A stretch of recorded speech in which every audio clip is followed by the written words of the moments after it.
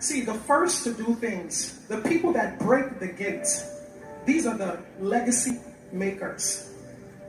When your children are telling the stories of freedom and they have been settled all around, no battles on any side, you begin to understand that why God chose you. Listen, if you don't begin to challenge the bronze gates and the iron bars, the rest of your lineage, your children will be shedding the same tears that you were shedding today. And the reason why God has placed a burden in your heart for deliverance is because He knew that you had what it takes. But you're looking from the wrong perspective. You're looking at the Solomons. Meanwhile, you are in David. You're looking for God to do it like this. But He's saying that I've already delivered everything that you need. I have released it to you. You must be able to build the capacity to break the bronze gates and cut the iron bars, because if you don't do so, guess who will run into them? Your children, your nieces, your nephew, your lineage, your siblings will fight the battles that you refuse to fight.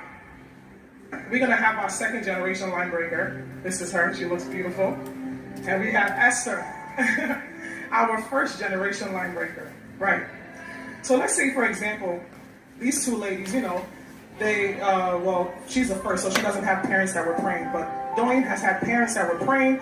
She grew up in a sound church. They have done deliverance after deliverance, all of that. But she never really encountered God for herself. So let's say they're about the same age, maybe 20 or so. And they decide to get to know Christ for themselves. They grew up maybe together. They've done a lot of things together, so they encountered God together. So now Doyne decides to encounter Jesus, and so does Esther. But as soon as Esther decides to encounter Jesus, remember that Doyne already has an altar established in her bloodline dedicated to Christ. Her parents were the Abrahams. Her parents were the David.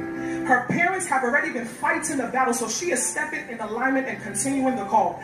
But Esther here, God Himself had to call Esther because He heard the cry of my people in Israel and Egypt, and He said, I must raise a Moses. So Esther becomes the Moses.